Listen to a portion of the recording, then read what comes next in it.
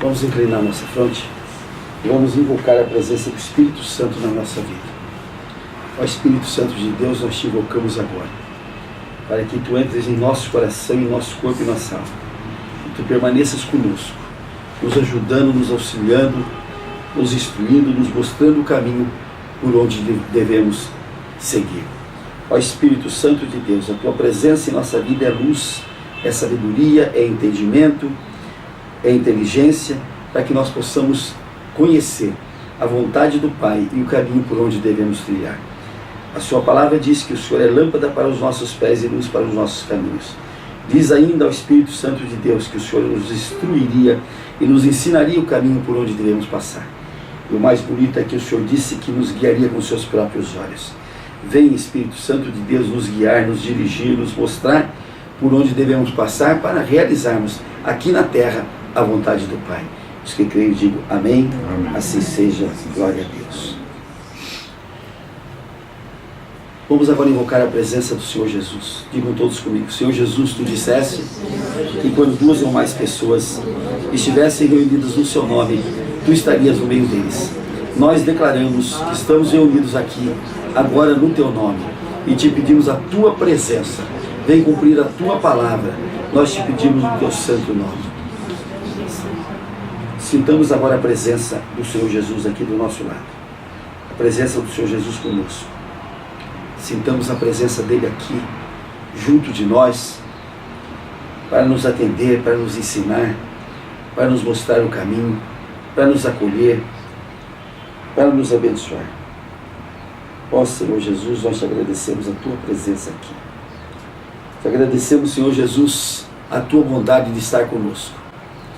E te pedimos, ó Senhor Jesus, permanece conosco.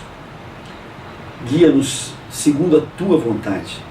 O que está escrito na Sagrada Escritura é: eu é que sei os pensamentos que tenho a vosso respeito. Pensamentos de bem e não de mal. E ainda diz: os meus caminhos são melhores que os teus. Os meus caminhos são mais altos que os teus. Então, Senhor, nós te entregamos a nossa vida na tua mão e te pedimos: conduze-nos pelos altos caminhos, conduze-nos pela tua bondade, pela tua vontade, que são melhores que a nossa. Nós te agradecemos, ó Senhor Jesus, no teu santo nome. Os que creem, digam amém. Amém. Glória a Deus. Glória a Deus. Fui surpreendido agora com uma mensagem que recebi no meu celular. E eu vou ler essa mensagem porque eu achei uma mensagem muito linda, porque vem de uma menininha, viu, filha, de 12 anos, que ela diz assim, olha o que ela diz na mensagenzinha dela.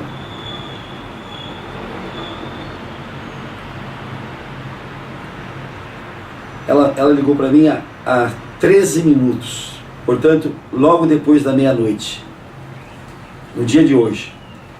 Peço oração em prol de minha vida, pois só tenho 12 anos e tudo na minha vida está muito difícil. Mas eu creio que Deus sempre vai me ajudar. Mas só queria pedir oração para a salvação do meu pai, fulano de tal. Veja o brado de uma menininha aos 12 anos, que está acordada à meia-noite e tanto, possivelmente orando, pedindo a Deus, e se lembra de passar um pedido de socorro, um pedido de auxílio, um pedido de presença na vida dela com oração. Eu queria pedir a todos que estão nos ouvindo agora, que orem por essa menina, no dia de hoje, para que ela encontre realmente a paz, e para que o pai dela encontre também a salvação. Porque ela está preocupada com ela, aos 12 anos, mas está preocupada com o pai, de quem ela quer a salvação. Que Deus abençoe essa garota e dê a ela toda a felicidade possível no mundo. Vamos aproveitar para nós lermos um trecho aqui que tem muito a ver com esse socorro da menina. Vamos fazer um histórico do antes. Israel entra na terra prometida. Como nós sabemos, eram 12 tribos, sendo que a tribo de Manassés estava dividida em duas partes. E a tribo de José era dividido também em duas partes, porque José tivera 2 filhos. Nós vimos aqui que o primeiro filho se chamava Manassés, que significa esquecimento da vida passada, que é o que nós devemos fazer, é o que nós devemos ter. Nós devemos jogar fora o nosso passado, que ele influencia a gente muito maldosamente.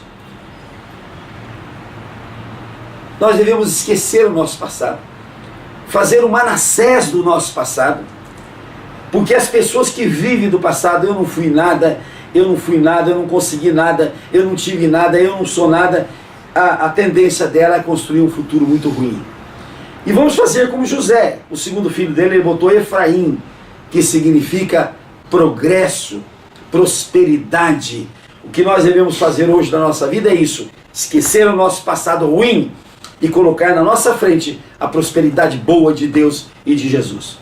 Esse povo chega na terra prometida e Josué divide entre eles as terras, divide entre eles as terras. Agora, nessas terras, essas terras não estavam livres. Essa terra tinha povos ali que não eram de Deus, povos que eram povos gentios, que não eram povos de Deus, povos idólatras, que não tinham chegado a Deus. E a ordem de Deus foi essa: entre na terra, derrube todos os altares, mate todos os idólatras, tome posse da terra, porque essa terra é para vocês. O que aconteceu com os israelitas? Eles chegaram na terra e, em vez de obedecer a Deus, eles fizeram amizade com os gentios. Eles fizeram amizade com os gentios e fizeram dos gentios seus servos. Mas essa não era a ordem de Deus. A ordem de Deus era que derrubassem todos os altares idólatras daquele povo e matasse todos os idólatras. Essa era a ordem de Deus.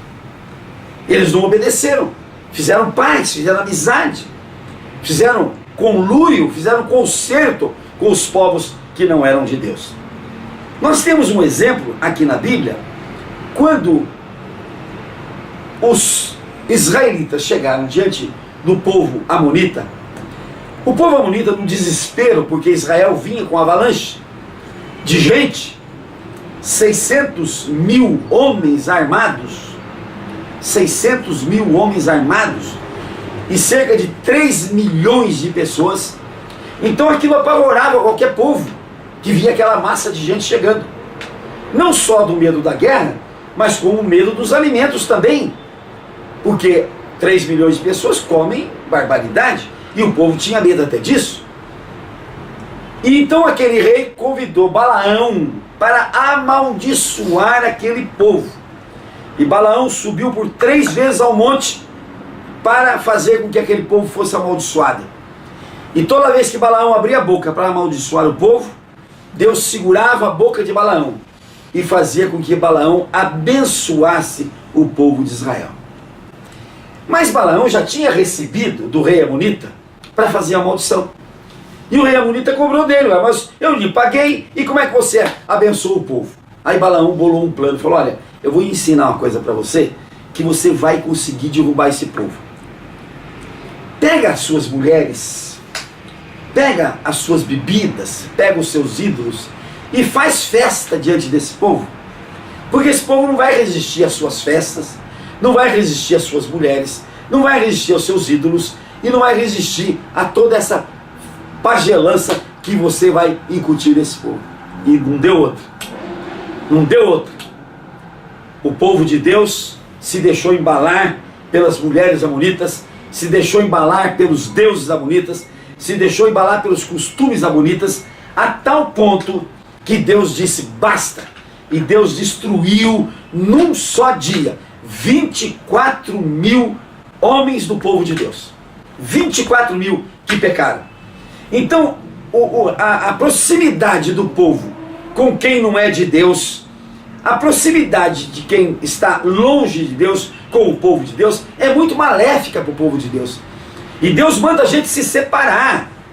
A palavra santo significa separado. A palavra santo significa separado, saído.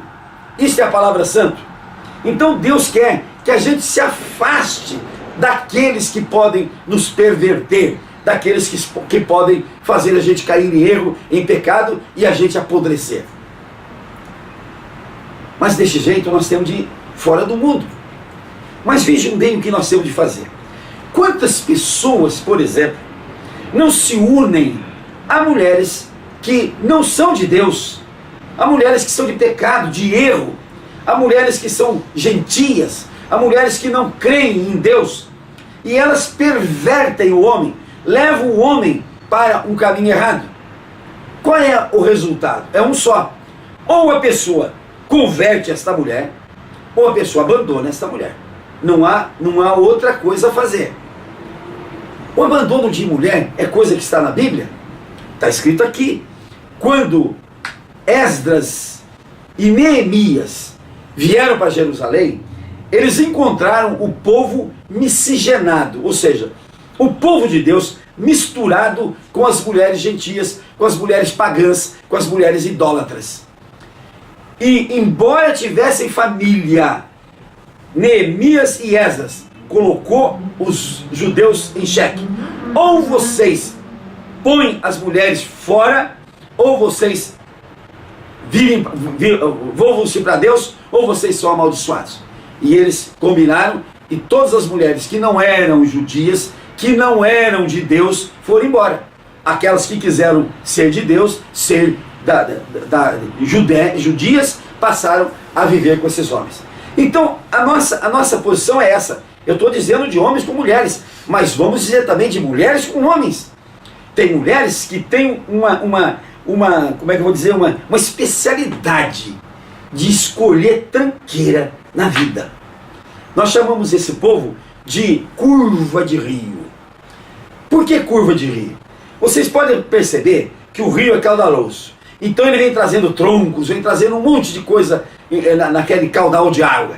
Quando chega na curva de rio, aquela coisa toda se amontoa ali.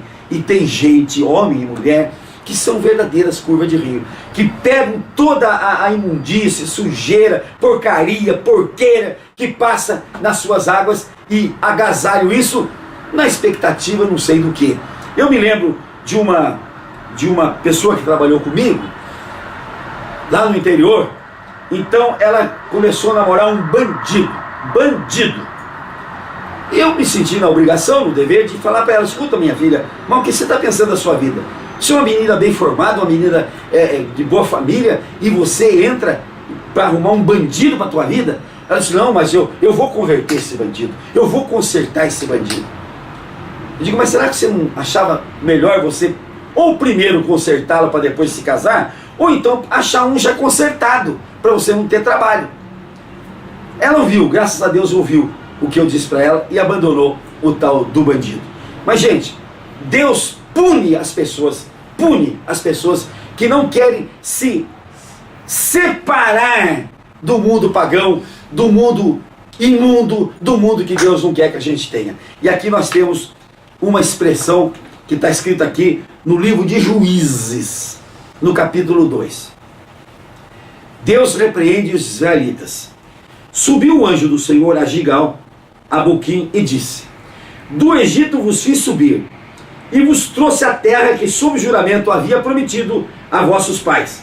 Eu disse: nunca invalidarei a minha aliança convosco. Vós, porém, não fareis aliança com os moradores desta terra. Antes, derribareis os seus altares, contudo, não obedeceste a minha voz. Que é isto que fizeste? Pelo que também eu disse: não os expulsarei de diante de vós, antes vos serão por adversários, e os seus deuses serão os vossos laços. Então, quando Deus manda a gente se separar do mundo que nos contamina, quando Deus manda a gente se separar das coisas que nos contaminam, e a gente não se separa, e a gente não obedece à lei de Deus, Deus diz assim: também não vou tirar diante de vós os seus inimigos. E vocês vão ter esses inimigos na frente, para que vocês lutem do jeito que vocês querem, já que não querem obedecer à voz de Deus. Deus nos manda que a gente separe do erro, do pecado, da transgressão, do vício. Eu vejo hoje, por exemplo, quanta mãe que liga para mim e diz: pastor, o que é que eu faço? O meu filho, a minha filha, são homossexuais, mas como é que eu faço? Eu vou botar meu filho fora de casa? Eu não digo que nenhuma mãe coloque o filho fora de casa, mas acho que nenhuma mãe deve colocar dentro de casa o outro, o nouro, né? Eu chamo de nouro, porque como é que eu vou chamar o parceiro do filho? Se fosse parceiro era nora, como é parceiro, bigodudo, é nouro, né? Então não pode. Mas o que eu vou fazer com meu filho? Mas o seu filho é um presente que Deus te deu, e você não pode compuscá-lo, você não pode torná-lo imundo, você não pode cooperar para a imundície dele, você não pode cooperar para o erro dele, para o pecado dele. Ora, coloca diante de Deus, expulsa o Satanás que está nele, expulsa o Satanás do teu nouro que está entrando na tua casa. Não dê apoio a isto, porque isso não é de Deus, isso não é para a glória de Deus, isso não é vontade de Deus. Deus, quando criou o mundo, criou Adão e Eva. Se fosse diferente, ele teria criado Adão e Ivo, ou então Adoa e Eva. Não, ele criou Adão e Eva, e a Bíblia é claro, macho e fêmea, homem e mulher. Então nós temos de obedecer à norma de Deus, e a norma de Deus é uma só. Obedeça a lei de Deus, obedeça a sua escritura, obedeça aquilo que ele manda. E ele manda a gente não se misturar com aqueles que estão na imundície, no erro, no pecado, aqueles que são idólatras, aqueles que não são de Deus. A lei de Deus manda isto. E olha o que diz o Salmo 89. Olha o que diz aqui, no versículo 48.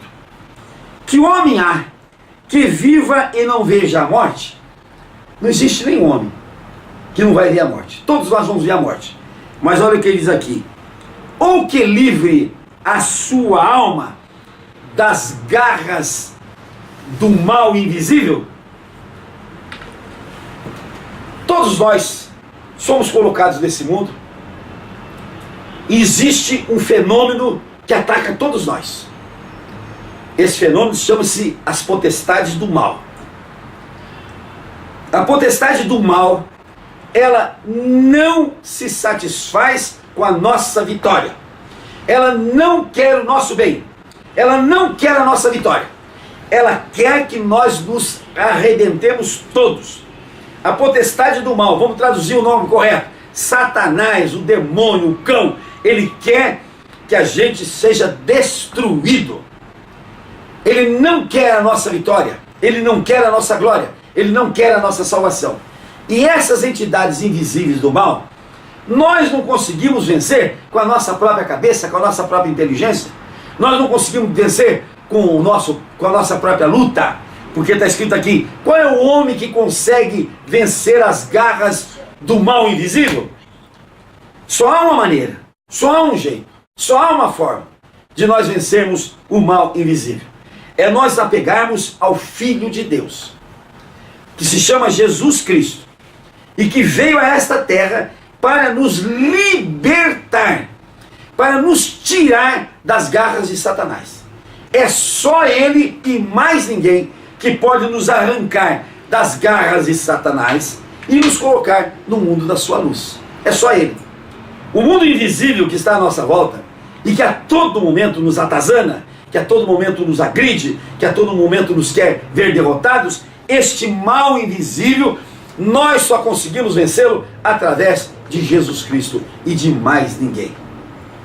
Está escrito no livro de João, se o Filho vos libertar, realmente sereis livres. Só há uma forma de nós vencermos o mundo invisível que está à nossa volta para nos destruir.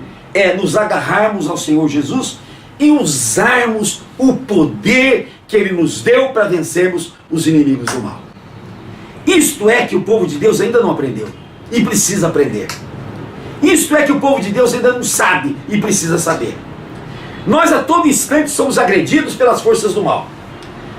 E qual é o poder que nós temos? O poder que Jesus nos deu de vencermos essa força e de expulsarmos esta força da nossa vida. Tem gente que diz assim: mas eu não resisto quando eu vejo aquela mulher, eu não resisto quando eu vejo aquele homem, eu não consigo tirar de perto de mim essa cruz que está do meu lado. Por quê? Porque não exerce o seu poder, não exerce a sua força. Digo em nome de Jesus: Satanás, sai desse cara, sai dessa careta, sai daqui agora em nome de Jesus. Põe para fora o demônio da pobreza, o demônio da miséria, o demônio da dor, da doença, da enfermidade. Gente, está escrito no livro de Isaías, no capítulo 53, Jesus nos levou embora todas as nossas doenças, dores e enfermidades, e por suas feridas fomos curados. Então por que é que eu tenho dor? Por que é que eu tenho enfermidade? Por que é que eu tenho doença? Porque a força de Satanás traz essa doença, e eu não tenho força, eu não sou capaz de tocar esse Satanás fora. Ontem nós fomos pregar numa igreja, e lá estava um cidadão numa cadeira de rodas, um cidadão forte, bonito, novo, um cantor de uma excelência extraordinária. Eu, quando vi aquilo, fui perguntar para ele: digo, o que houve com as suas pernas? Essa perna aqui eu perdi pela diabetes. Então essa perna aqui é uma perna mecânica, e essa outra está indo pelo mesmo caminho. Gente, diabetes não é coisa de Deus.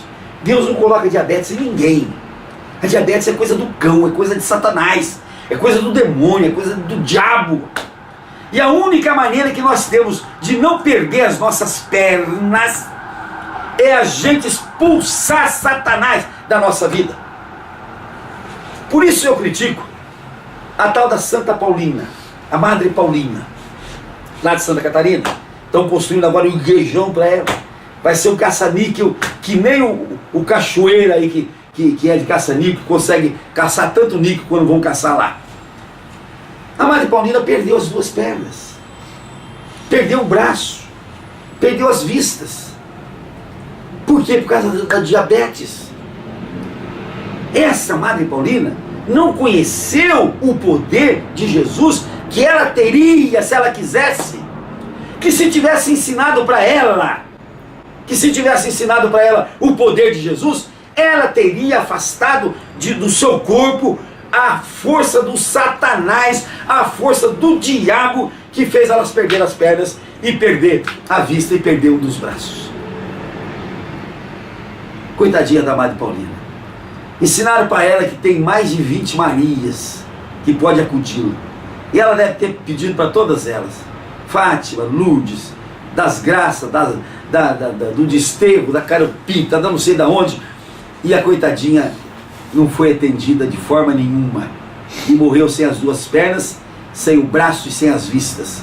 E gozado que a imagem dela é uma imagem completa.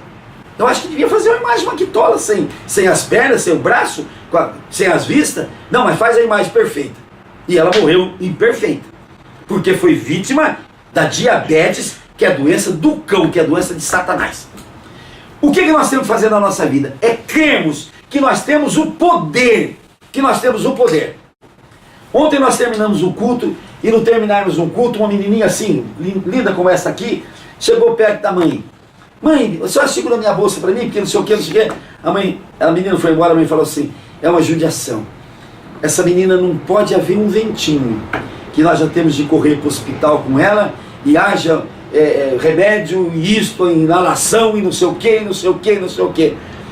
Eu olhei bem e disse: oh, meu Deus do céu, terminamos um culto abençoado, e esta pessoa participou do culto e não conhece o poder de Jesus na sua vida. O poder de Jesus na sua vida, que é: esta filha é minha, Satanás. Esta filha é minha, e você vai tirar a mão dela agora em nome de Jesus. Sai dessa menina agora com a sua dor, com a sua doença, com a sua enfermidade, em nome de Jesus. É isto que nós temos de fazer. Nós temos de crer no poder que nós temos. Nós queremos ver na força que nós temos, e nós temos de invocar Jesus a todo instante, a toda hora, a todo momento. Nós temos de invocá-lo para vencermos as artimanhas do Satanás e do cão. É assim que nós temos de viver. Está escrito na Escritura Sagrada que o Pai mandou seu Filho para morrer por nós, para nos salvar e para que vivêssemos por meio dele.